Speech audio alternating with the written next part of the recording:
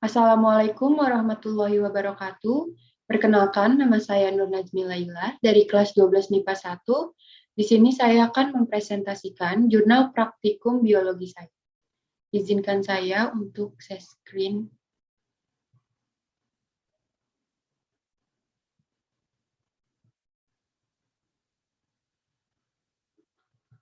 Baik, judul praktikumnya adalah pengaruh mikroorganisme terhadap bahan makanan. Yang pertama ada landasan teori. Bioteknologi adalah cabang ilmu yang mempelajari pemanfaatan makhluk hidup, bakteri, fungi, virus, dan lain-lain maupun produk dari makhluk hidup, enzim, alkohol, dalam proses produksi untuk menghasilkan barang dan jasa. Bioteknologi diterapkan dalam banyak aspek kehidupan manusia, seperti aspek pangan, pertanian, peternakan, hingga kesehatan dan pengobatan. Salah satu produk bioteknologi di bidang pangan adalah roti. Roti adalah makanan berbahan dasar utama tepung terigu dan air yang difermentasikan dengan ragi. Tetapi ada juga yang tidak menggunakan ragi. Seiring dengan kemajuan teknologi, manusia membuat roti diolah dengan berbagai bahan lainnya seperti garam, minyak, mentega, ataupun telur untuk menambahkan kadar protein di dalamnya, sehingga didapat tekstur dan rasa tertentu. Dilihat dari cara pengolahan, roti dapat dibedakan menjadi 3 macam, yaitu roti yang dikukus, dipanggang, dan yang digoreng.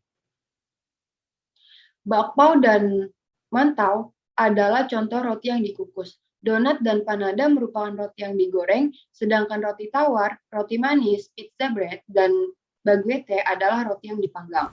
Tambahkan tepung terigu. Tepung terigu sebagai bahan dasar roti mengandung 2 macam protein yang memegang peranan penting dalam pembuatan roti. Protein gluten yang bersifat kedap udara berfungsi memberi kekuatan pada adonan untuk menahan gas dari aktivitas ragi sehingga dapat meningkatkan volume adonan pada pembuatan roti. Gluten juga berfungsi menentukan struktur produk roti dan memberikan kekuatan pada adonan untuk menahan gas dari aktivitas ragi. Sedangkan glutenin memberikan elastisitas dan kekuatan untuk perenggangan terhadap gluten. Selain itu, pembuatan roti juga memerlukan ragi roti. Ragi adalah mikroorganisme hidup yang berkembang biak dengan cara memakan gula. Ragi merupakan zat yang menyebabkan fermentasi. Umumnya, jenis yeast yang digunakan adalah ragi roti Saccharomyces cerevisiae. Ragi ini mudah ditumbuhkan, membutuhkan nutrisi sederhana, laju pertumbuhan cepat, sangat stabil dan aman digunakan. Fungsi utama ragi adalah untuk mengembangkan adonan dalam pembuatan roti. Ragi melakukan fermentasi dengan mengubah glukosa menjadi alkohol dan karbon dioksida atau asam amino organik. Proses fermentasi merupakan proses respirasi anaerob, yaitu respirasi yang tidak menggunakan oksigen sebagai penerima elektron akhir dan pembentukan ATP. Fermentasi terjadi pada kondisi miskin oksigen. Proses fermentasi pada roti disebut juga fermentasi alkohol karena hasil akhir yang dihasilkan berupa alkohol. Glukosa adalah substrat pada tahap awal fermentasi yang kemudian dipecah menjadi 2 molekul asam pirufat, 2 NADH, dan 2 ATP. Akan tetapi, reaksi fermentasi tidak secara sempurna memecah glukosa menjadi karbon dioksida dan air, sehingga ATP yang dihasilkan lebih sedikit dari jumlah ATP oleh glikosis. Selanjutnya, molekul pirufat difermentasi menjadi asetaldehyde. NADH memberikan elektron dan hidrogen kepada asetaldehyde sehingga terbentuk produk akhir alkohol yaitu etanol. Persamaan reaksi kimia fermentasi alkohol adalah C6H12O6 bereaksi AC2H5OH plus 2CO2 plus 2 ATP. Ragi menghasilkan gas karbon dioksida selama fermentasi. Gas ini kemudian terperangkap dalam jaringan gluten yang menyebabkan roti bisa mengembang. Karbon dioksida yang dihasilkan mematangkan dan mengepungkan gluten dalam adonan. Kondisi dari gluten akan memungkinkan untuk mengembangkan gas secara merata dan menahannya. Kemudian cita rasa akibat terjadinya proses fermentasi. Komponen lain yang terbentuk selama proses fermentasi seperti alkohol juga berkontribusi terhadap rasa dan aroma roti. Namun, alkohol akan menguap dalam proses pengembangan roti. Proses pengembangan adonan merupakan suatu proses yang terjadi secara sinkron antara peningkatan volume sebagai akibat bertambahnya gas-gas yang terbentuk sebagai hasil fermentasi dalam protein larut, lemak, dan karbohidrat. Beberapa faktor yang mempengaruhi daya produksi gas adalah konsentrasi ragi roti, gula, makanan ragi, dan susu. Kualitas roti secara umum ditentukan oleh variasi dalam penggunaan bahan baku dan proses pembuatannya. B. Adalah latar belakang. Roti adalah makanan berbahan dasar utama tepung terigu dan air yang difermentasikan dengan ragi, tetapi juga ada yang tidak menggunakan ragi. Namun, dengan kemajuan teknologi, manusia membuat roti diolah dengan berbagai bahan, seperti garam, minyak, mentega, tepung telur, untuk menambahkan kadar protein di dalamnya sehingga didapat tekstur dan rasa tertentu. Roti termasuk makanan pokok di banyak negara barat. Roti adalah bahan dasar pizza dan lapisan luar roti lapis. Roti biasanya dijual dalam bentuk sudah diiris dan dalam kondisi yang segar dan dikemas rapi dalam plastik. Pada abad pertengahan di Eropa, mulai dikembangkan cara pembuatan roti yang lebih modern, seperti roti menjadi lebih harum dan lembut. Variasi roti juga mulai berkembang seperti roti panggang dan roti kukus. Kualitas roti semakin baik sejak kemajuan teknologi di bidang pangan, yaitu bioteknologi.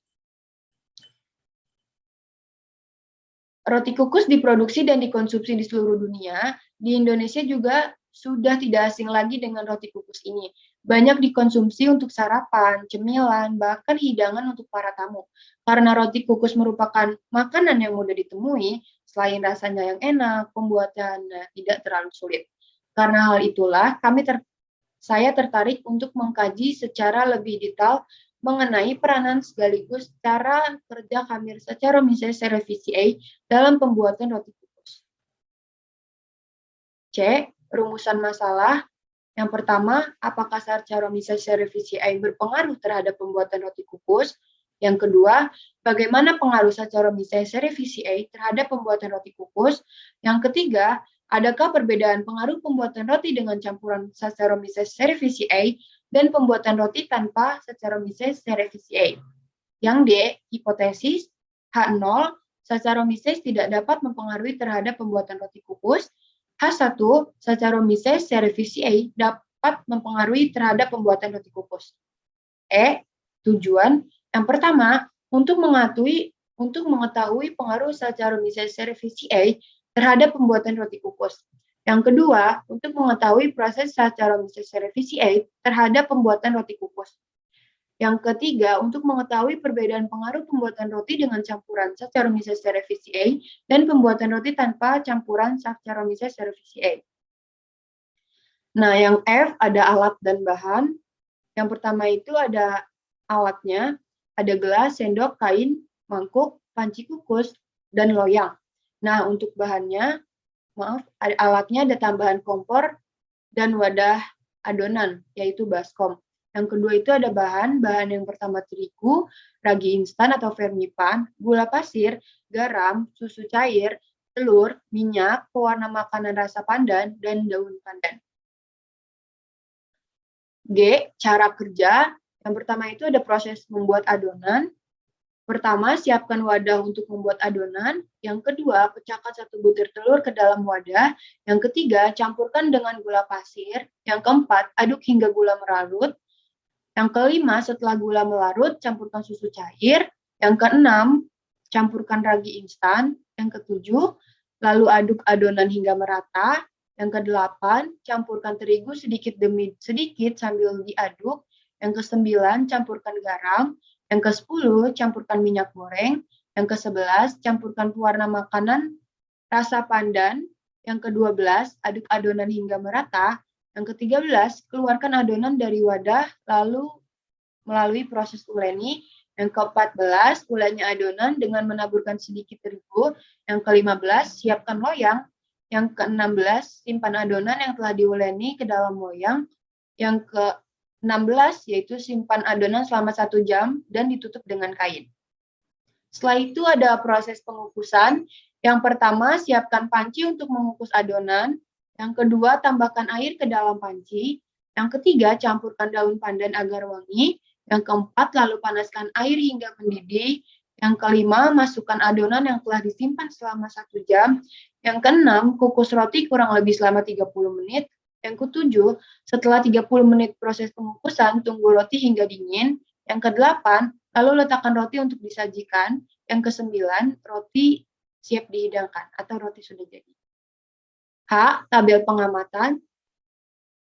Yang pertama, bahan makanan. Makanannya itu ada roti. Wadah A adalah campuran Saccharomyces cerevisiae. Yang wadah B adalah tanpa Saccharomyces cerevisiae. Nah, kondisi awal pada wadah A yaitu warnanya hijau muda, teksturnya kalis pada bagian luar, rasanya manis dan aromanya harum. Kondisi akhirnya adalah warnanya hijau lebih tua dari kondisi awal, teksturnya lembut setelah roti dikukus, rasanya kurang manis dari kondisi awal, dan aromanya lebih harum karena pada proses pengukusan ditambahkan daun pandan. Nah, yang selanjutnya adalah wadah B. Wadah B kondisi awal warnanya hijau muda, teksturnya tidak kalis, rasanya manis, dan aromanya harum. Kondisi akhir, warnanya hijau lebih tua dari kondisi awal, teksturnya keras atau bantat, rasanya kurang manis dari kondisi awal, aromanya lebih harum karena pada proses pengukusan ditambahkan daun pandan. Yang I, analisis dan pembahasan. Berdasarkan tabel di atas menunjukkan bahwa roti dengan campuran Saccharomyces cerevisiae dan roti tanpa Saccharomyces cerevisiae. Hasilnya banyak perbedaan dari keduanya. Perbedaan yang pertama terlihat saat proses pengadukan adonan. Mengadukan roti tanpa Saccharomyces cerevisiae lebih sulit atau berat.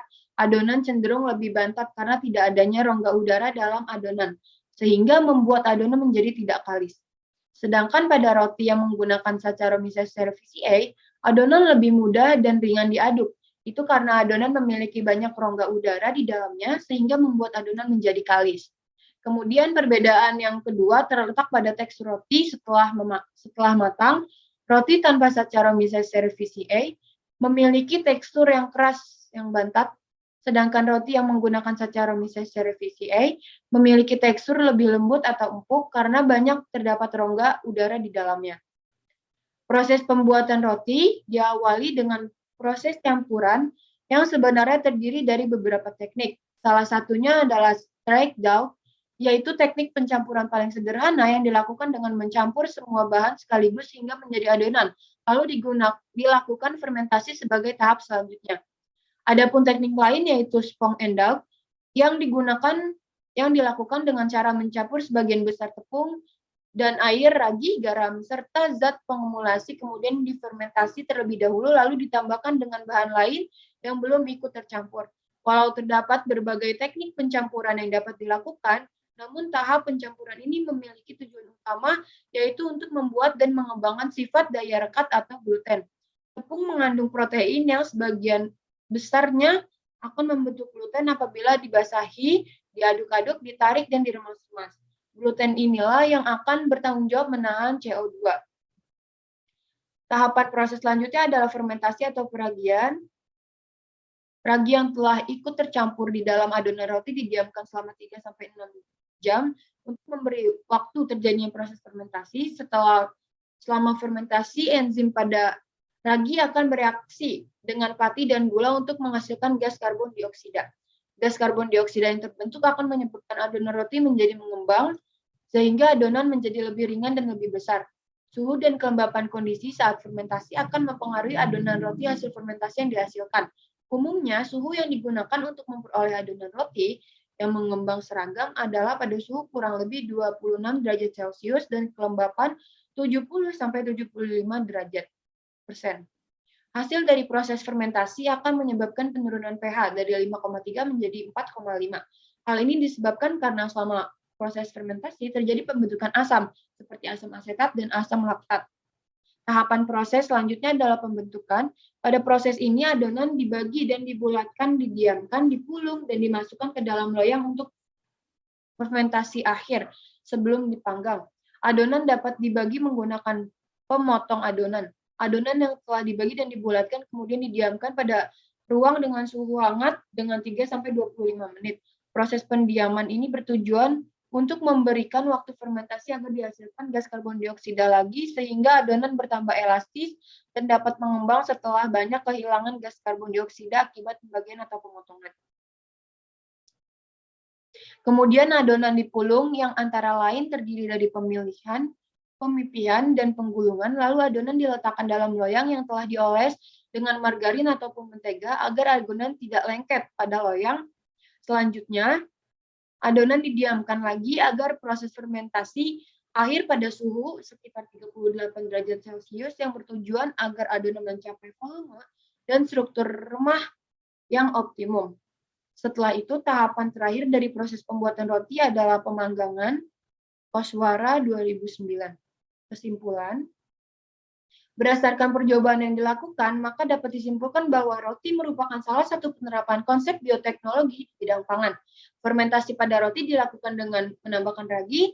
Ragi untuk roti dibuat dari Saccharomyces cerevisiae yang dapat mengubah gula menjadi karbon dioksida untuk pengembangan adonan roti. Gula yang diubah dapat berasal dari tepung maupun gula yang sengaja ditambahkan dalam adonan. Pada ragi, terdapat enzim yaitu protease yang dapat memecah protein, lipase yang dapat memecahkan lemak, invertase yang memecah sukrosa menjadi glukosa dan fruktosa, maltase yang memecah maltosa menjadi glukosa, serta zimase yang memecah glukosa menjadi alkohol dan karbon dioksida.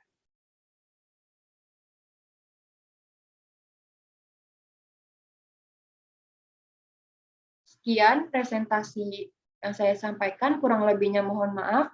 Wassalamualaikum warahmatullahi wabarakatuh.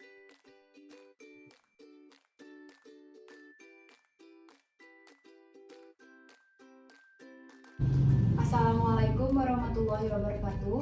Perkenalkan, nama saya Nur Nazmi Laila dari kelas 12 MIPA 1. Di sini saya akan melakukan percobaan pembuatan roti kukus menggunakan ragi. Nah, yang pertama ada tepung terigu. Yang kedua ada susu cair. Yang ketiga ada garam. Yang keempat ada gula. Yang kelima ada telur. Yang keenam ada ragi atau vermipan. Yang ketujuh ada pewarna makanan. Dan yang terakhir ada 3 lembar daun pandan. Dan yang terakhir ada minyak goreng. Selanjutnya adalah proses pembuatan adonan. Yang pertama kita pecahkan telur terlebih dahulu.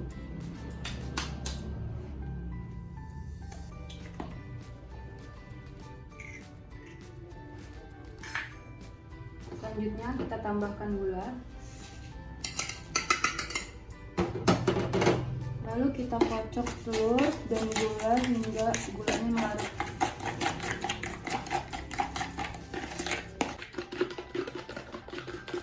Selanjutnya kita tambahkan susu cair.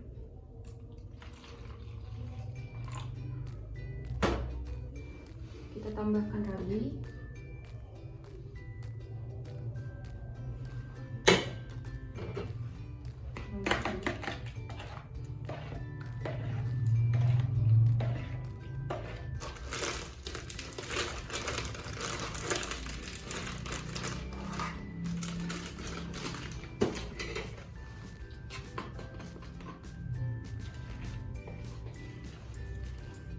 Kita aduk hingga adonan menyatu.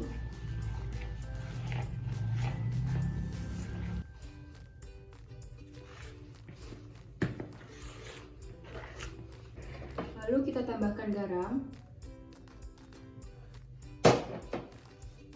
Kita campurkan juga minyak. Selanjutnya kita tambahkan pewarna makanan.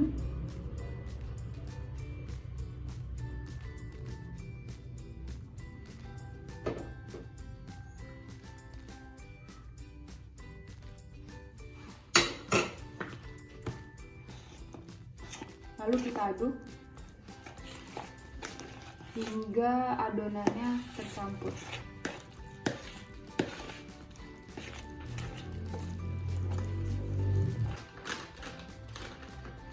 taburkan terigu di wadah yang berbeda untuk diuleni.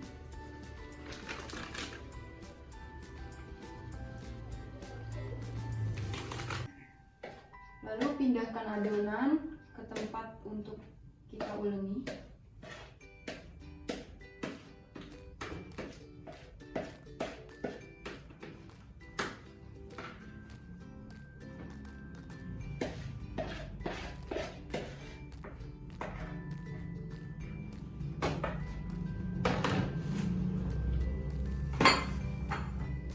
Selanjutnya kita aduk adonan kembali.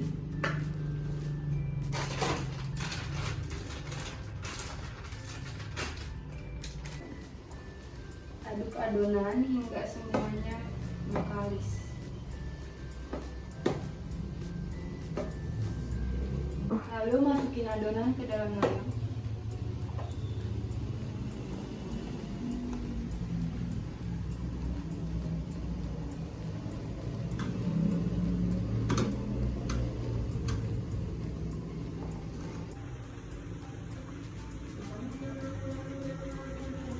Lalu tutup adonan.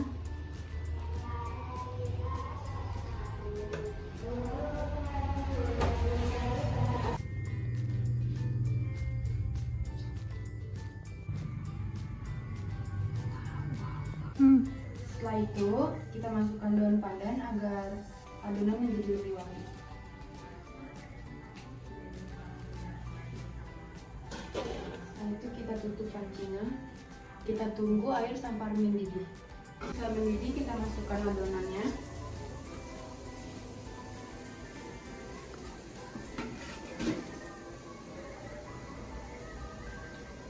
Lalu kita tutup kembali.